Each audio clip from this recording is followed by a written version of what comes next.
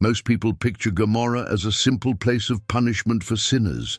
The truth is something else entirely.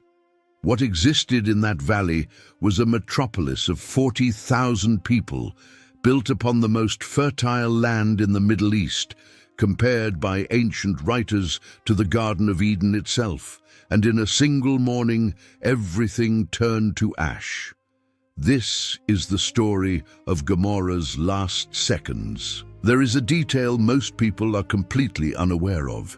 In 2021, 21 scientists from multiple universities published a study in the journal Nature Scientific Reports that identified, within the destruction layer of that city, the same type of glass that formed in the New Mexico desert when the United States detonated the first atomic bomb in 1945. And there is another element that will change the way you see this entire narrative. When archaeologists excavated the ruins, they found quartz grains deformed by pressures exceeding 2 gigapascals, a type of signature that appears in only 2 scenarios known to science: cosmic impacts and nuclear detonations. No ancient technology, no natural fire, no volcanic eruption produces that effect. But before reaching the destruction, put into perspective what actually existed there. The Jordan Valley around 2000 BCE was not the arid desert you know today. The Jordan River descended from the north, fed by springs and tributaries, irrigating a circular plain that the Hebrews called the Kikar.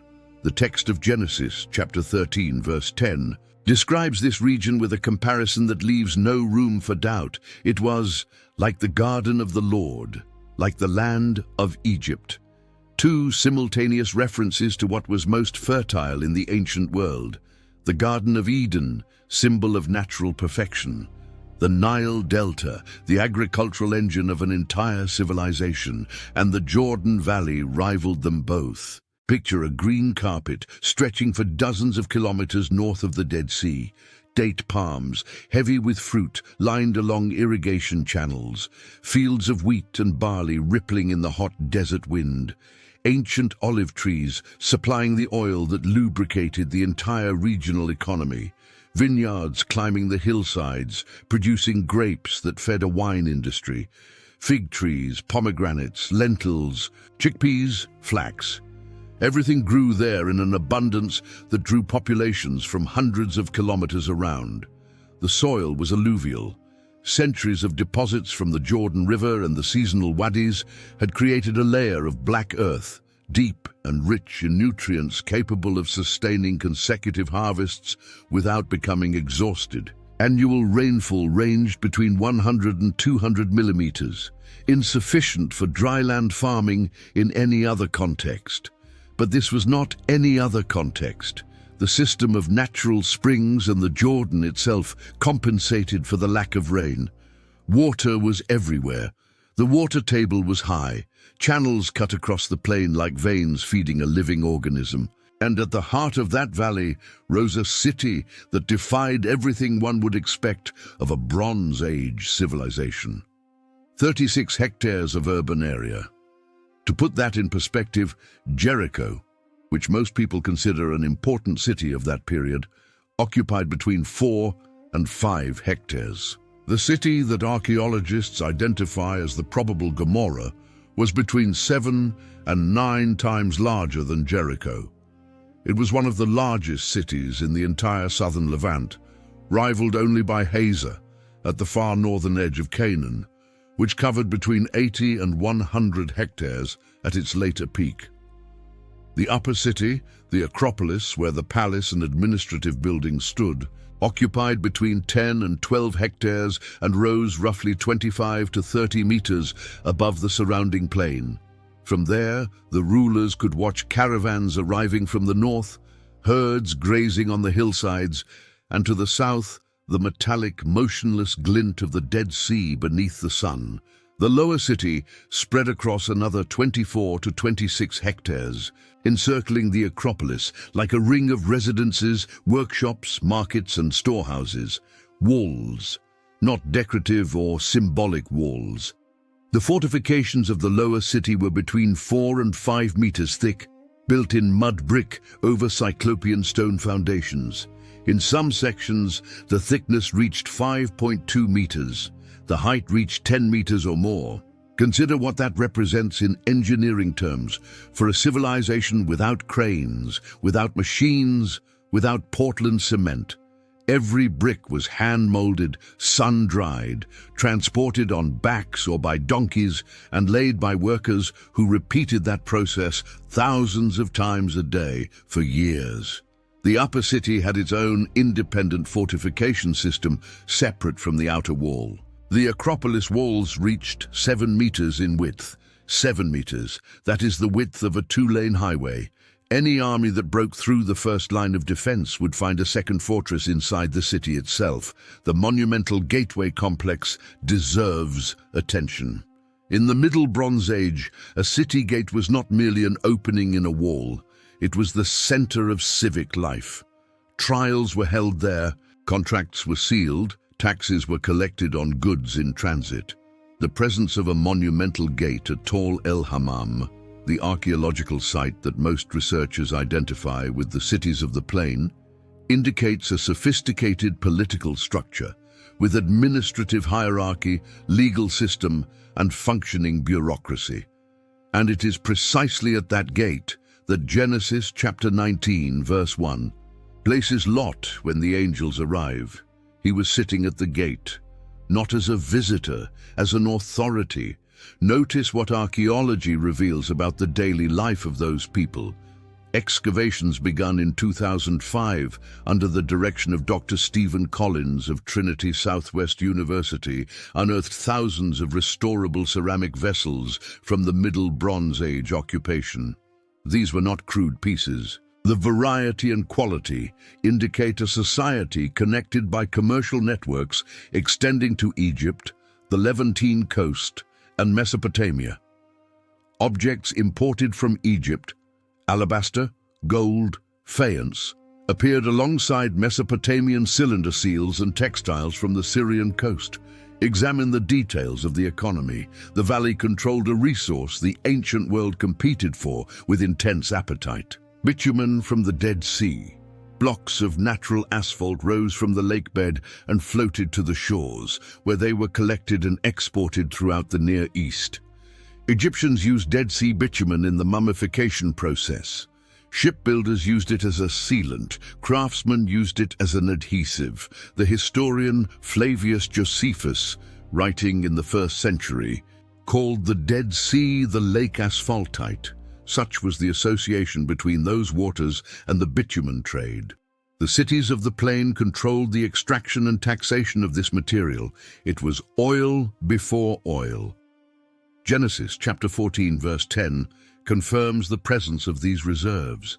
The valley of Siddim was full of bitumen pits. Naldi, the Hebrew word, describes natural asphalt deposits that bubbled up from the ground, forming sticky traps where entire armies could become mired during battle. Witness the moment Lot enters this story. Genesis chapter 13 narrates the separation between Abraham and his nephew. Both had prospered so greatly that the land could not support them together. One man's herdsmen quarreled with the others. Abraham, in a demonstration of generosity that would alter the fate of thousands, offered Lot the choice. Whichever direction Lot chose, Abraham would go the opposite way. Lot lifted his eyes, and he saw the Kikar of the Jordan. That plain was everything an ambitious man could desire: abundant water, fertile soil, prosperous cities, busy trade routes. Lot did not hesitate. He chose the entire plain for himself and pitched his tents towards Sodom. The Hebrew expression is precise. He did not move immediately inside the city. He positioned himself near it. He drew closer gradually. First the tents in the outskirts, then a house within the walls, then a seat at the gate among the judges and elders. Lot was Abraham's nephew, not a native Canaanite. He was a foreigner who climbed the hierarchy of a city that was not his. The residents of Gomorrah never forgot that detail. When the tension exploded on the night of the destruction, The mob threw it in his face. "This fellow came here as a foreigner, and he keeps acting as a judge," says Genesis 19, verse 9. Lot had prosperity, he had position, but he never had genuine belonging, and Lot had wealth. Genesis chapter 13, verse 5, records that he owned flocks, cattle, and tents. In the Bronze Age world, that meant hundreds of head of cattle, dozens of servants to manage them, pasture land leased or negotiated with local clans, and a logistical operation requiring constant administration. A man like Lot, established at the gate of a city of 40,000 inhabitants, was not a modest farmer. He was the equivalent of a businessman with a seat on the city council. But there is something that must be revealed about what happened before Lot reached that position. Genesis 14 narrates a war involving 9 kings. A coalition of 4 eastern kings, led by Chedorlaomer of Elam, marched against 5 kings of the plain, the kings of Sodom, Gomorrah, Admah, Zeboim, and Zoar. The battle took place in the valley of Siddim, that same valley full of bitumen pits. The kings of Sodom and Gomorrah fell. The invaders plundered everything. They took goods, food, people. They took Lot. When Abraham heard, he mobilized 318 trained men, born in his own household. 318. This was not an army. It was an expanded personal guard. With this contingent, Abraham pursued the captors all the way to Dan, at the far north of Israel, and then beyond Damascus. He attacked by night, dividing his forces. He recovered Lot, his family, his possessions, and all the prisoners. On the return, 2 remarkable encounters. Melchizedek, king of Salem, brought bread and wine and blessed Abraham, and the king of Sodom offered Abraham all the recovered goods. Abraham refused everything, every thread, every sandal strap. He would accept nothing that might allow the king of Sodom to say, "I made Abraham rich." It was a declaration of absolute moral independence. Abraham had rescued the residents of Sodom, but refused to owe anything to that city. That refusal carries a narrative weight that only reveals itself later. Abraham knew who those people were. Genesis 13, verse 13, had already recorded the verdict. Now the men of Sodom were wicked and were sinning greatly against the Lord. Abraham rescued a city whose reputation he knew. He saved lives without endorsing how they were lived. And when the moment of destruction approached, that same man tried to save those lives again. Now follow the most extraordinary negotiation scene recorded in the Hebrew Bible. Genesis chapter 18. 3 visitors arrive at Abraham's camp at the Oaks of Mamre, near Hebron. Abraham shows extreme hospitality. He runs to meet them, bows to the ground, offers water for their feet, bread, butter, milk, and a choice calf. After the meal, the visitors reveal that Sarah will have a son within a year. Sarah laughs. She is 90 years old. When the visitors rise to leave towards Sodom, the Lord deliberates aloud, "Shall I hide from Abraham what I'm about to do?" It is a phrase loaded with intimacy. God is not informing Abraham out of obligation. He is sharing with him out of consideration. And then comes the disclosure. The outcry against Sodom and Gomorrah is so great and their sin so grievous that I will go down and see if what they have done is as bad as the outcry that has reached me. Genesis 18, verses 20 and 21. Notice the language. God did not decree immediate destruction. He said he would investigate, verify, confirm. The judgment was not arbitrary. And then Abraham does something no other character in the biblical text would do with such audacity. He steps forward and confronts the creator of the universe with an argument of justice. Will you sweep away the righteous with the wicked? Genesis 18, verse 23, and continues, "Will not the judge of all the earth do right?" The negotiation begins.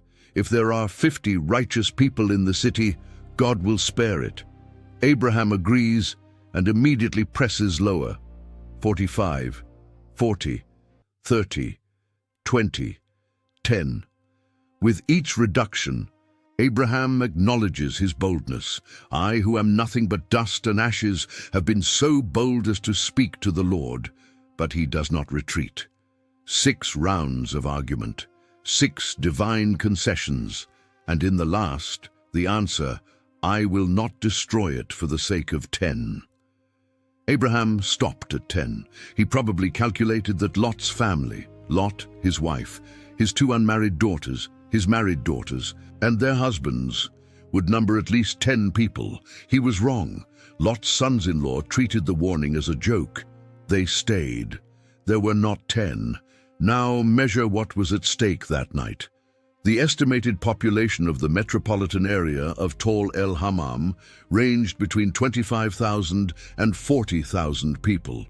The 5 cities of the plain together, Sodom, Gomorrah, Admah, Zeboim, and Zoar, sustained between 40,000 and 65,000 inhabitants, entire families, children, craftsmen who had spent their lives learning to shape pottery, merchants who knew every stop on the caravan routes between Egypt and Mesopotamia, shepherds who knew the name of every sheep in their flocks, women who ground grain before dawn every morning to feed their households. An entire civilization, alive and pulsing, without the slightest suspicion of what was about to happen. Consider the scene of that last night. The sun set over the Dead Sea, and the surface of the water reflected the final tones of orange and red before plunging into darkness. Torches were lit at the gates. The day's markets had already been packed away. The smell of baked bread and grilled meat still drifted between the mud brick houses. Children slept on mats on the floors of inner rooms, where the day's heat dissipated slowly through the thick walls. Animals were gathered in the pens attached to the houses, a night like any other. Luke chapter 17 verses 28 and 29 records the words of Jesus about that moment. Just as it was in the days of Lot, people were eating and drinking, buying and selling, planting and building. Absolute normalcy. The routine intact, no sign of alarm. And then 2 men arrived at the gate. Lot saw them at dusk. He recognized immediately that they were no ordinary travelers.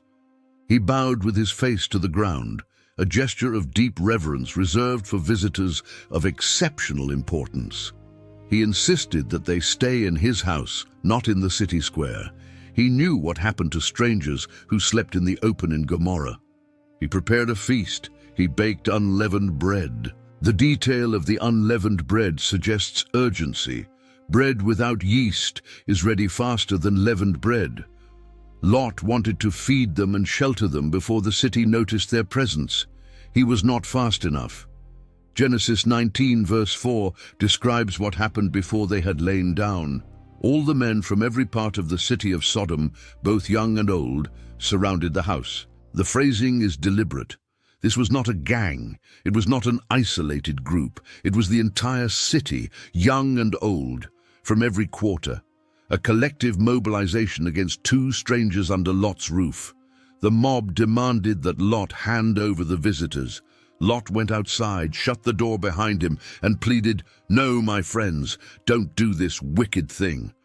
He offered his 2 virgin daughters in place of the visitors, an act that reveals simultaneously the crushing weight of the hospitality obligation in the ancient Near East and the desperate disposition of a man trapped between the sacred duty to protect his guests and the imminent threat of collective violence.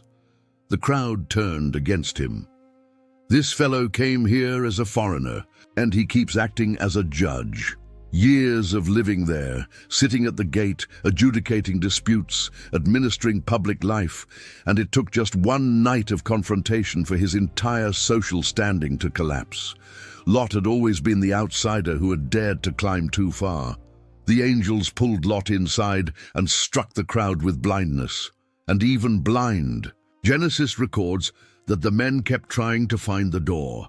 The compulsion was so strong that the loss of sight did not stop them. And then came the warning. "Do you have anyone else here? Sons-in-law, sons or daughters? or anyone else in the city who belongs to you. Get them out of here, because we are going to destroy this place." Genesis 19, verses 12 and 13. The window of escape was open. Lot ran to warn his sons-in-law. They laughed. They thought it was a joke. The Hebrew text uses the expression kimetzachek, as one who mocks, as one who is playing around. Lot's sons-in-law heard the news of the imminent destruction of everything they knew and found it funny. They stayed. When dawn broke, the angels pressed Lot with growing urgency. "Hurry! Take your wife and your 2 daughters who are here, or you will be swept away when the city is punished." Genesis 19, verse 15. The Hebrew word for punished carries the connotation of something that consumes completely, that leaves nothing behind. And Lot hesitated. The Hebrew verb is vayitmama. It means to linger, to drag, to be paralyzed. The man who had received the clearest and most urgent warning in biblical history could not lift his feet from the ground. The house where he had lived for years, the businesses he had built, the position he had earned, the neighbors he knew by name, the familiar smells of morning, all of it exerted a gravity that competed with the angelic warning. Lot knew he needed to leave, and still he did not move. The angels had to seize him, literally. Genesis 19, verse 16. When he hesitated, the men grasped his hand and the hands of his wife and of his 2 daughters and led them safely out of the city, for the Lord was merciful to them.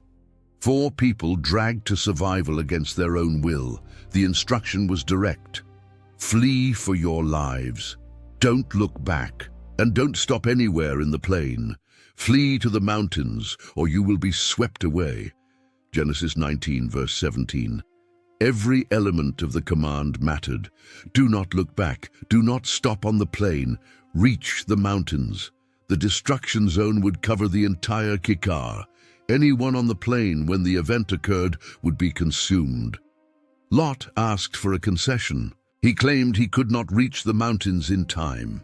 He begged permission to flee to Zoar, a small city closer by, whose very name means small in Hebrew. The request was granted. Zoar would be spared because of Lot. The sun had risen over the land when Lot entered Zoar, and then it happened. Genesis 19, verses 23 through 25. By the time Lot reached Zoar, the Lord rained down burning sulfur on Sodom and Gomorrah from the Lord out of the heavens. Thus he overthrew those cities and the entire plain, destroying all those living in the cities, and also the vegetation in the land. Calculate the magnitude of what is described. The Hebrew verb haphak, translated as overthrew, means to turn upside down, to invert completely. This is not partial destruction, it is total annihilation. The cities, the plain, the inhabitants, the vegetation, everything. And now examine what science found beneath the earth 3,600 years later. In 2005, a team led by Dr. Stephen Collins began excavations at Tal El Hammam on the Jordan Plain, 14 kilometers northeast of the Dead Sea. What they found in the years that followed forced a complete reassessment of what was known about the destruction of the cities of the plain. The destruction layer that terminated the Middle Bronze Age occupation of the site is unlike any other ever documented in Levantine archaeology. A dark matrix rich in charcoal, up to 1.5 meters thick in some places. To visualize that thickness, picture a 3-year-old child standing. The destruction layer would cover the child almost entirely. This is not the result of an ordinary fire. It is not the trail of a battle. It is something of an entirely different order. The mud brick walls of the structures simply vanished above the foundations. They did not collapse. They were ripped away. The superstructures were hurled outward, as if a pressure wave had swept everything horizontally. The stone foundations remained in place. The bricks above them did not. In a city whose walls were 5 meters thick and 10 meters tall, the force required to strip away the upper stories is nearly inconceivable. But the bricks were not merely ripped away, they were altered at the molecular level. The team found pottery fragments whose outer surfaces had melted and transformed into glass. The melting point of the clay used in Bronze Age bricks and ceramics is around 1400 degrees Celsius. That is already hotter than any ancient kiln, hotter than any wildfire, hotter than any siege weapon known in the ancient world. But the analysis revealed that some materials had been exposed to even more extreme temperatures. Zircon crystals found in the destruction layer showed evidence of temperatures reaching approximately 4,000 degrees Celsius. 4,000 degrees. The surface of the Sun operates at roughly 5,500 degrees. The event that destroyed that city drove ground temperatures to a level approaching 73% of the solar surface temperature. For fractions of a second, the floor of that valley experienced something no human being has ever witnessed and survived to describe. The 2021 study documented 6 types of evidence that, taken together, point to one possible explanation. First, shocked quartz grains. These are quartz crystals exhibiting planar deformation features, microscopic lines engraved in the crystalline structure by shock pressure waves exceeding 2 gigapascals. To appreciate what that means, 2 gigapascals equals 20,000 atmospheres of pressure, the weight of a 20-kilometer column of water compressing every square centimeter of quartz. This deformation does not occur in fires, it does not occur in earthquakes, it does not occur in volcanic eruptions. It occurs in 2 scenarios: impacts from cosmic bodies and nuclear detonations. Second, spherules. Metallic and silicate microspheres, microscopic balls formed when material is melted at extreme temperatures and resolidifies in flight, taking on a spherical shape due to the surface tension of the liquid. They are diagnostic signatures of cosmic impact events. They were scattered throughout the destruction layer. Third, platinum group elements. Anomalous concentrations of platinum, iridium, and other rare metals within the destruction layer. These elements are scarce in the Earth's crust, but relatively abundant in asteroids and comets. Their presence in elevated quantities signals the deposition of extraterrestrial material. Fourth, nanodiamonds.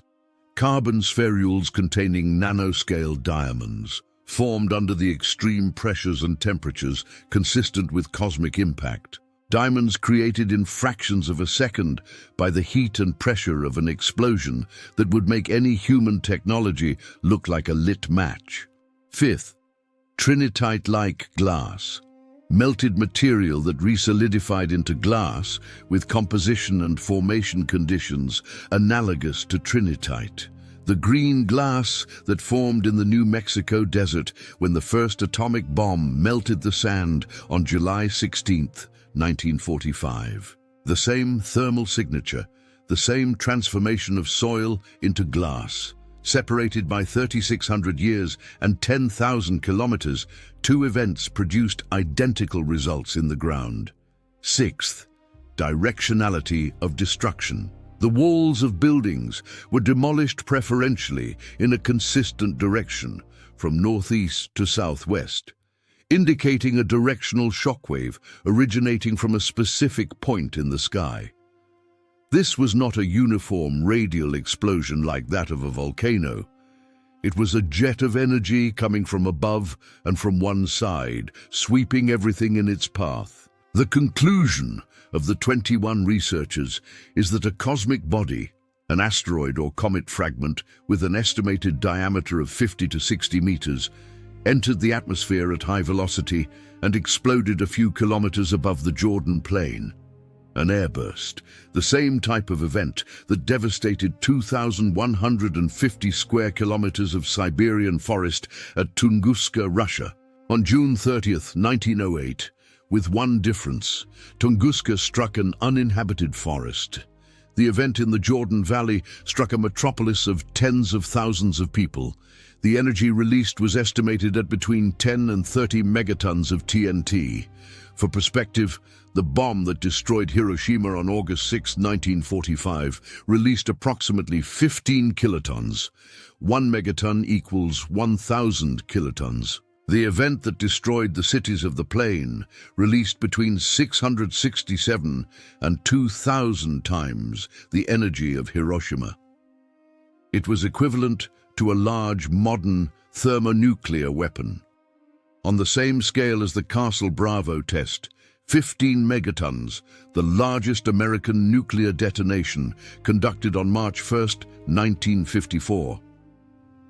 Now reconstruct what happened in those seconds, based on the physics of the event. First, the fireball, a sphere of superheated plasma tens of thousands of degrees Celsius materialized in the sky above the plain. For an instant, a second sun rose over the Jordan Valley, brighter than the actual sun, hotter than anything the Earth's surface at that latitude had ever experienced. The thermal radiation struck the ground at the speed of light. In fractions of a second, the surface of everything exposed was heated to temperatures exceeding 1,500 degrees. Pottery melted, mud bricks vitrified, hair and clothing vaporized before the brain could register what was happening. People who were outdoors, in the markets, in the fields, on the rooftops, ceased to exist before they felt pain. Thermal radiation is faster than nerve perception. Death was instantaneous for those who were exposed. Then the shock wave.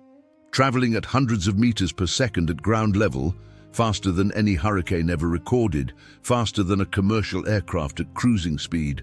The wall of compressed air struck the 5-meter-thick walls and passed through them as if they were made of sand. The upper stories of buildings were ripped off and hurled. People inside structures were crushed under the debris or launched dozens of meters along with the wreckage. Disarticulated human remains found in the destruction layer confirmed the scenario. Violent, sudden death with no possibility of escape. The total area of destruction was estimated at 500 square kilometers. 500 square kilometers. It is larger than the area of the city of Atlanta, the entire Kikar of the Jordan, with its cities, its fields, its orchards, its herds, its roads. Everything within that radius was obliterated. But the physical destruction was not the worst legacy of the event. The study identified anomalous concentrations of salt in the destruction layer and in the overlying sediments. The hypothesis is that the shock wave, or the thermal pulse, triggered a surge in the Dead Sea, hurling hypersaline water and sediments across the plain. The Dead Sea has a salinity of approximately 34%, nearly 10 times saltier than the ocean. When that salt-saturated water was deposited over the valley's agricultural soil, it poisoned the land. The result was recorded by archaeology with brutal precision. After the destruction, Tall El Hammam and much of the Middle Jordan Valley remained unoccupied for 600 to 700 years, nearly 7 centuries without any significant occupation, no reconstruction, no repopulation. No attempts to return. The land was dead. 600 years. To measure that interval, consider this. If the destruction of Gomorrah happened today, reoccupation of the site would not begin until around the year 2626. The great-great-great-grandchildren of your great-great-great-grandchildren would be the first to set foot on that soil again. Deuteronomy chapter 29, verse 23. Describes exactly that scenario centuries later. The whole land will be a burning waste of salt and sulfur, nothing planted, nothing sprouting, no vegetation growing on it. It will be like the destruction of Sodom and Gomorrah, Admah and Zeboim. The biblical text describes with precision what modern science has confirmed. Persistent saline contamination that prevented any form of agriculture for centuries. For context, Hiroshima and Nagasaki were rebuilt within a few years of the atomic bombs. Cities bombed in World War II were reoccupied within months. The destruction of the cities of the plain produced environmental contamination so severe that it surpassed any documented catastrophe in history in terms of duration of uninhabitability. 700 years of absolute silence.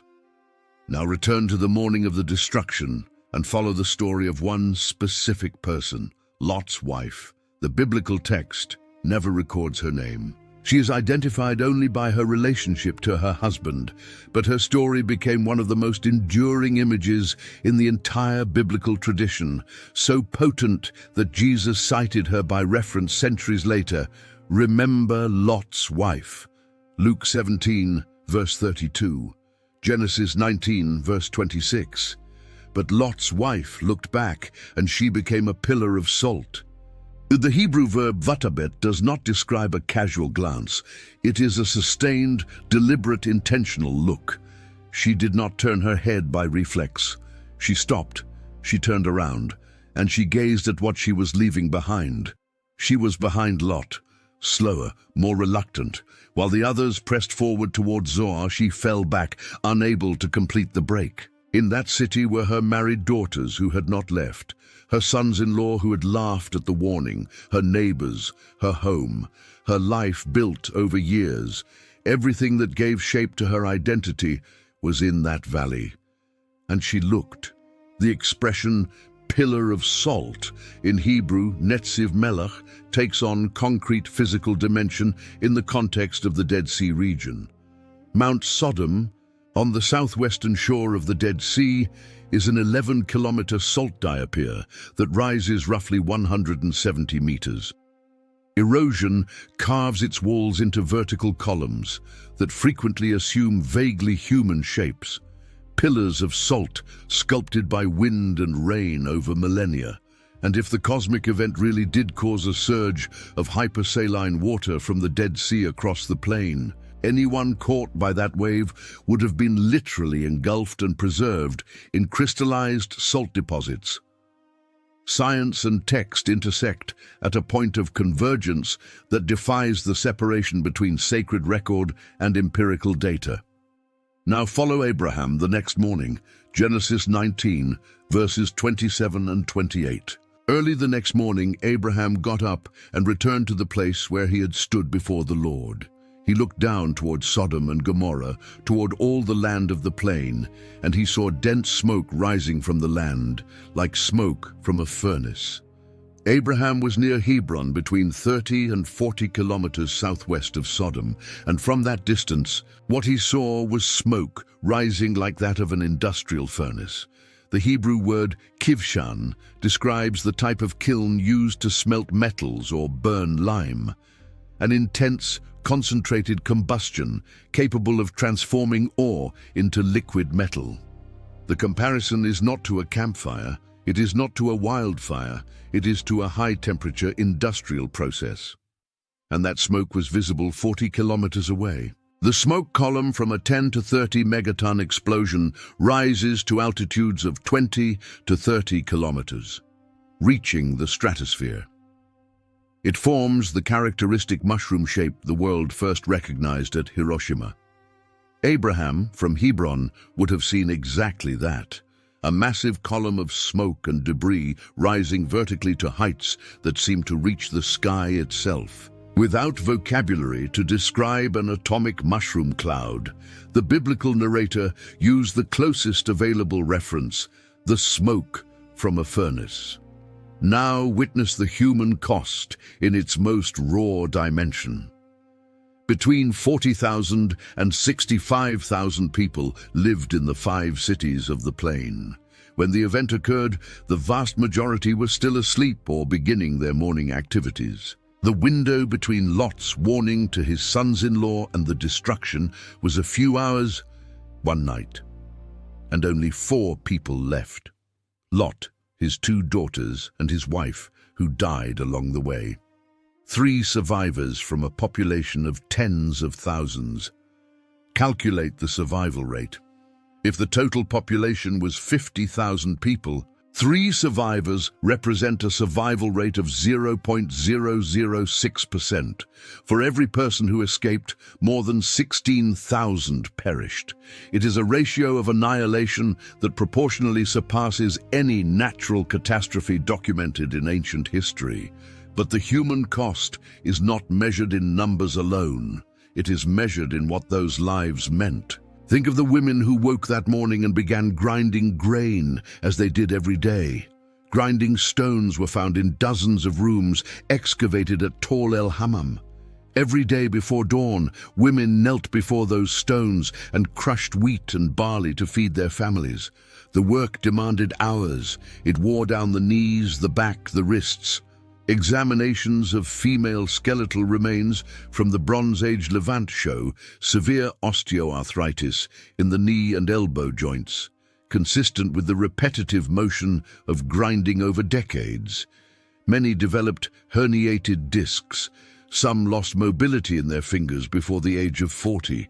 Those women were in their rooms, on their knees, grinding grain when the sky opened. Think of the shepherds who had already gone out before dawn to lead the flocks to cooler pastures, before the Jordan Valley sun turned the air into a furnace. They were in the open fields, with nothing between them and the sky. They were the first to see the fireball. They were the first to die. Think of the children. In a population of 50,000 people, with the birth rates typical of the ancient Near East, between 35 and 40% of the population was under 15 years old. That means between 17,500 and 20,000 children and adolescents. Most were asleep when the world ended. Think of the potters who had spent decades learning to control kiln temperatures, to blend clays from different sources to produce commercially viable ceramics. Their vessels, thousands of them, recovered in the excavations, were products of technical mastery accumulated over generations, family traditions, trade secrets passed from master to apprentice. The irony is that the same pottery they shaped with care and skill became, 3,600 years later, the proof of their destruction. The glass fused onto the surface of their pieces tells the story that no survivor could tell. And think of Lot's sons-in-law, the men who laughed. They were warned, they had the information, they had the chance, and they chose mockery. He seemed to his sons-in-law to be jesting. Their death did not come without warning. It came despite the warning. The tragedy is not in the surprise, it is in the refusal. Then comes a question that archaeology answers with uncomfortable data. What was it like to die that morning? The physics of the event allows an approximate reconstruction. For those who were outdoors, in the fields or in the streets, thermal radiation arrived first, traveling at the speed of light. Less than a second after the airburst, any exposed surface was heated to over 1,500 degrees Celsius. Human skin suffers third-degree burns, total destruction of the dermis, at temperatures above 62 degrees. At 1,500 degrees, the human body does not burn. It vaporizes. The outer layers of tissue dissipate into gas before the nerves can transmit a pain signal to the brain. Death came before the perception of death. For those inside structures, the shockwave arrived seconds after the radiation. Traveling at hundreds of meters per second, the wall of compressed air struck the buildings with sufficient pressure to demolish 5-meter-thick walls. Those protected from thermal radiation by brick walls were crushed when those same walls collapsed on top of them. The disarticulated human remains found in the destruction layer, bones separated from their bodies, scattered among the rubble, are consistent with this type of death. Violent, instantaneous, with no possibility of protection, no screaming, no running, no attempt at escape. The event was faster than the human capacity to react, and it was not only Gomorrah. The study indicates that the 500 square kilometer area of destruction encompassed all 5 cities of the plain. Admah and Zeboim, mentioned in Deuteronomy as part of the same destruction, were within the radius. Only Zoar, where Lot took refuge, was spared, and Genesis explicitly records that this exception was a direct concession to Lot's request. The Greek geographer Strabo, writing in the 1st century BCE, described the Dead Sea region as full of fire and mentioned blackened rocks, as if they had been exposed to fire, and traces of fissures in the ground. Flavius Josephus, a few decades later, wrote in his Jewish Antiquities that the land was formerly most happy by its fruitfulness and the wealth of its cities, although it is now all burnt up. He added that the shadows of the 5 cities could still be seen in his time, more than 1700 years after the destruction. The transformation of the landscape was permanent. The valley that Genesis compared to the Garden of Eden and the Nile Delta became one of the most inhospitable places on earth. Where there had been irrigated fields, there was now soil saturated with salt. Where there had been orchards, barren earth remained. Where there had been rivers and channels, there was left the whitish mineral crust that defines the Dead Sea landscape to this day. The average temperature of the Jordan Valley at that latitude exceeds 40 degrees Celsius in summer. Annual precipitation barely reaches 50 millimeters in some areas. The combination of heat, salt, and the absence of vegetative cover created a cycle of degradation that has been self-sustaining for millennia. The Dead Sea itself is a liquid monument to the destruction. 430 meters below sea level, the lowest point on the Earth's surface, its hypersaline waters support no form of macroscopic life, no fish, no visible algae, no aquatic plants. The water density is so high that a human body floats effortlessly. What seems like a tourist curiosity is, in reality, the visible sign of a mineral concentration so extreme that it extinguished all biology. And it is on the shores of that dead lake that the evidence keeps appearing. Balls of native sulfur, pure elemental sulfate, are found in the region to this day, some 2 to 3 centimeters in diameter, encased in limestone shells. The Hebrew word goprit, translated as sulfur in the scriptures, describes exactly this material. The Lord rained down burning sulfur. If the cosmic event ignited natural sulfur deposits in the soil of the plain, the result would have been literally fire and sulfur raining on the cities, not as metaphor, but as a precise physical description of burning sulfur projected by the shockwave. The parallel with Tunguska is instructive, but the differences are as revealing as the similarities. On June 30th, 1908, at approximately 7:17 in the morning local time, a cosmic object exploded over the basin of the stony Tunguska River in central Siberia.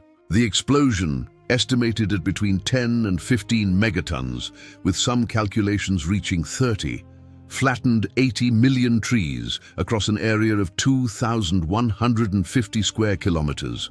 The atmospheric pressure waves circled the Earth twice. The night skies over Europe were so bright that it was possible to read a newspaper at midnight for several days. Seismic waves were registered at stations around the world, but at Tunguska there was no one. The Siberian forest was uninhabited. There were no confirmed fatalities. No cities were destroyed. No cultures were erased.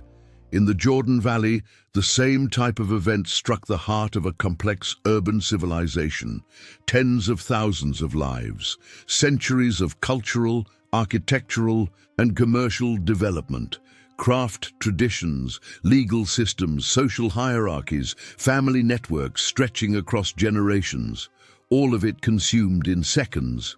The Chelyabinsk event on February 15, 2013, offers another reference point. An asteroid only 20 meters in diameter, significantly smaller than the object proposed for the Jordan Valley, exploded at approximately 30 kilometers altitude above the Russian city. The energy was roughly 500 kilotons, 30 times Hiroshima. The shockwave damaged more than 7,000 buildings and injured approximately 1,500 people. And that was a smaller event, at a much higher altitude with a much smaller object. Now multiply the object's diameter by 3, reduce the explosion altitude to a few kilometers, and place beneath it a city with no tempered glass, no steel structures, no reinforced concrete, only sun-dried raw mud bricks. The result is exactly what the archaeologists found. Then comes the question of the biblical sulfur in its full geological dimension. The Valley of Siddim, where the battles of Genesis 14 took place, was described as full of bitumen pits, natural asphalt that seeped up from the ground. Bitumen is a hydrocarbon. It burns, and it burns at temperatures that can exceed 600 degrees Celsius when mixed with sulfur and exposed to a sufficient ignition source. The Jordan Plain, with its deposits of bitumen and sulfur, was literally a minefield of natural fuels waiting for a spark. The cosmic explosion provided more than a spark. It provided a fireball of tens of thousands of degrees. When the thermal radiation and the shock waves struck the surface, they simultaneously ignited the bitumen and sulfur deposits across the entire extent of the plain. The result was a secondary inferno that continued burning for hours or days after the initial airburst. The smoke that Abraham saw rising like that of a furnace was not only the explosion cloud, it was the entire valley in combustion: bitumen, sulfur, dry vegetation, timber from the buildings, stores of grain, everything burning simultaneously across 500 square kilometers. Calculate the volume of fuel. A city of 36 hectares like Tall El Hammam contained thousands of wooden beams supporting roofs, thousands of reed baskets storing grain, thousands of containers of olive oil, a highly flammable liquid with a flash point around 315 degrees Celsius. Grain stores, when exposed to extreme heat, generate flammable gases that can explode. Oil stores feed the flames like an accelerant. Every house was a fuel package waiting for ignition, and now consider Lot's fate after the destruction. Genesis 19, verse 30, records that Lot left Zoar and went up to a cave in the mountains with his 2 daughters. He was afraid to stay even in the city that had been spared for his sake. The man who had hesitated to leave Gomorrah could now not stop fleeing. The destruction he had witnessed traumatized him to the point that he could not trust any city, any valley, any structure built by human hands. The cave became his refuge. Lot's daughters, isolated in the mountain, with no prospect of marriage in a devastated region, made a decision that the biblical text records without editorial judgment. They got their father drunk on consecutive nights and conceived children by him. Genesis 19, verses 31 through 38. The sons born from these unions were named Moab and Ben-Ami, ancestors, respectively, of the Moabites and the Ammonites, 2 peoples who would occupy the land east of the Jordan and maintain complex and frequently hostile relations with Israel throughout all of biblical history. The destruction of Gomorrah did not end when the fire went out. Its effects propagated for generations, shaping the geopolitics of the ancient Near East for centuries. Examine the details of how science arrived at these conclusions. The excavations at Tall El Hammam were not conducted by amateurs with shovels.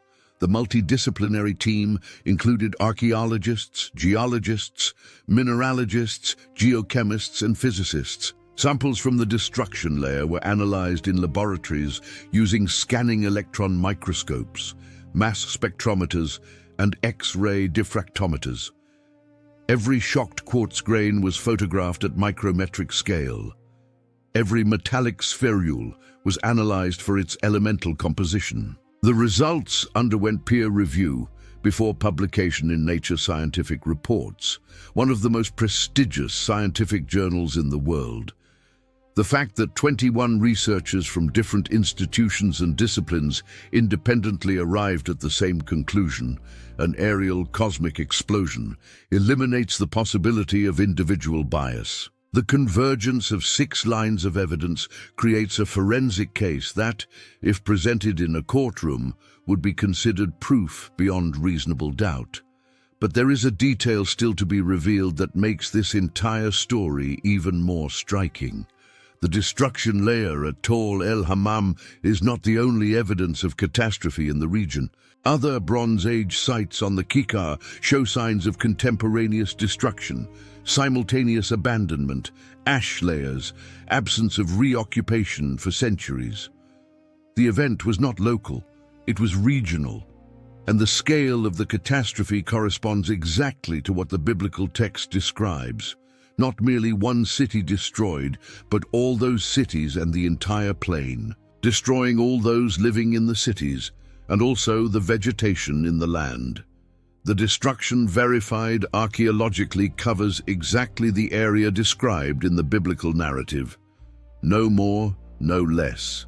And then, without warning, nature reclaimed what was hers, with the irrigation channels destroyed, the springs choked with debris, the soil poisoned by salt, and the cultivated fields turned to ash.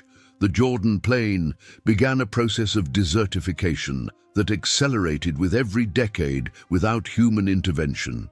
The roots of the plants that once held the soil decomposed. Wind erosion carried away the fertile layer. The desert sun calcined what remained. With each year without planting, without irrigation, without maintenance of the channels, the land became more barren, more saline, more like the lunar landscape that defines the Dead Sea region today. The plain that the biblical text called the Garden of the Lord became the most desolate landscape on the planet. And it has remained that way. Centuries of silence, and it is in that silence that the story finds its deepest meaning. What happened in that valley is not merely a natural catastrophe explained by science or a divine judgment narrated by scripture.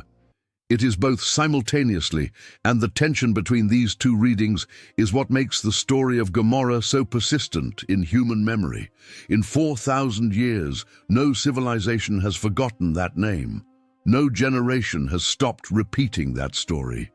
From Moses to Jesus, from Josephus to Strabo, from the prophets of Israel to the researchers of nature, the same event continues to be investigated, narrated, interpreted. Notice the irony in what the 2021 study revealed. For centuries, skeptics argued that the destruction of Sodom and Gomorrah was legend, a moral parable without factual basis.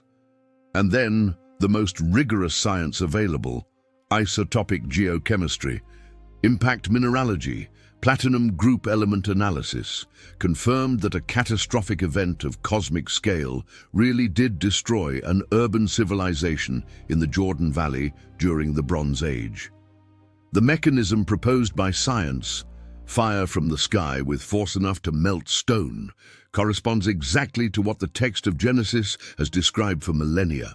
The Lord rained down burning sulfur on Sodom and Gomorrah from the Lord out of the heavens. Lot and his 2 daughters carried the scars of that morning for the rest of their lives. The man who sat at the gate of a metropolis ended his days in a cave. The trader who had dealt with caravans from Egypt to Mesopotamia died as a refugee in the mountains. The wealth, the position, the prestige, all of it evaporated with the same speed with which the fireball vaporized the brick walls. Lot survived, but he lost everything, including the wife who looked back, including the sons-in-law who laughed, including the life he had built over 20 years of patient work in a land that was never his. Abraham, from the hill near Hebron, saw the smoke column rise and knew his nephew might be dead. The city he had rescued with 318 men no longer existed. The people for whom he had negotiated with God himself, from 50 down to 45, to 40, to 30, to 20, to 10, had been consumed before midday. The most audacious intercession in biblical history had failed, not because God did not listen, but because the city did not have 10 righteous people. And that failure defines what Gomorrah teaches about the human condition. This is not a story about fire from the sky. It is a story about what happens when an entire civilization, prosperous, fortified, connected, becomes deaf to any voice that does not confirm its own desires. Lot's sons-in-law represent the definitive response. They heard the warning and laughed. They had the information. They had the time. They had the way out, and they chose to stay. Lot's wife represents another dimension. She left, she obeyed. She began walking in the right direction, but she could not complete the break. The life she was leaving behind weighed more than the life ahead. And when she looked back, the destruction reached her. Incomplete obedience was as fatal as her sons-in-law's outright refusal. And Lot himself, Lot, represents the most disturbing dimension of all. He knew he lived in a condemned city. He knew his neighbors were violent. He knew his security was fragile. 2 Peter chapter 2, verses 7 and 8 describes Lot as a righteous man, tormented in his righteous soul by the lawless deeds he saw and heard, day after day, while living among them. He suffered every single day. And still, when the angels told him to leave, he hesitated. Familiarity with suffering had become more comfortable than the unknown of salvation. The remains of Tal el-Hammam continue to be excavated each season. Every centimeter of earth removed reveals more fragments of vitrified pottery, more metallic spherules, more evidence of an event that should have been impossible for the technology of that era. And that was possible precisely because it did not come from human technology. It came from the sky. 4,000 years ago, on a spring morning in the Jordan Valley, 40,000 people began a day that would never end. Mothers ground grain, shepherds led flocks, potters shaped clay, merchants calculated profits, children slept, and in a fraction of a second, everything they had built, everything they knew, everything they loved, became ash, glass, and salt. The valley never recovered, but the story survived. It survived in the scrolls of Hebrew scribes. It survived in the pages of Josephus and Strabo. It survived in the sermons of prophets and in the words of Jesus. And it now survives in the electron microscopes and mass spectrometers of the laboratories that analyze every grain of sand in that destruction layer. Every civilization that has studied Gomorrah has found in it the reflection of its own vulnerability, proof that no wall, no wealth, no prosperity protects a society that has lost the capacity to hear what it does not want to listen to. The plain that was once compared to the Garden of Eden remains barren, white with salt, silent beneath the relentless desert sun. The Dead Sea continues to recede, its level dropping more than a meter per year, retreating as if the water itself wishes to move away from that place. And beneath the earth, 1.5 meters down, the dark, glassy layer of destruction remains there, intact, waiting to be read by whoever has the courage to dig. Gomorrah was not erased. It was preserved in ash, like a message sealed in volcanic glass, addressed to any future generation willing to hear what an entire civilization refused to listen to.